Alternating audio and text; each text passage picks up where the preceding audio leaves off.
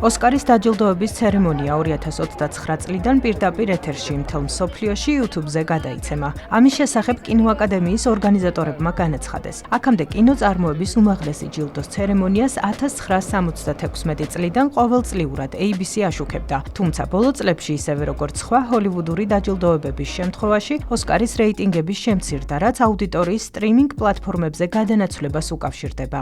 2025 წლის ოსკარის ცერემონიას ამერიკაში თითქმის 20 მილიონამდე ადამიანმა უყურა. ეს 5 წლიანი მაქსიმუმია, თუმცა მნიშვნელოვნად ჩამორჩება მაგალითად 1998 წლის რეკორდულ მაჩვენებელს, როდესაც გადაცემას 57 მილიონი ადამიანი ადევნებდა თვალს. ფინანსური დეტალები YouTube-თან გაფორმებული შეთანხმების შესახებ ჯერ არ გასაჯაროებულა. ცნობილია, რომ ABC ცდილობდა ოსკარის შენარჩუნებას, თუმცა ზედმეტი ფინანსური ტვირთის აღება არ სურდა. როგორც უცხოური მედია წერს ტელეკომპანიისთვის, ბოლო წლებში ცერემონიიდან მოგების მიღება სულ უფრო რთული ხდებოდა.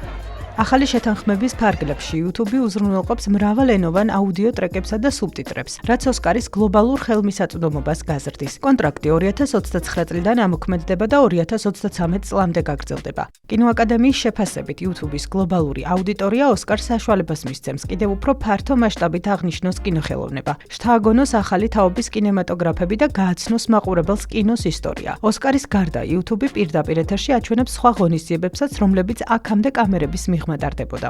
ამასთან ABC ოსკარის ტრანსლაციას შეერთებულ შტატებში კვლავ გააგრძელებს 2026, 2027 და 2028 წელს, როდესაც ოსკარი 100 წლის იუბილეს აღნიშნავს.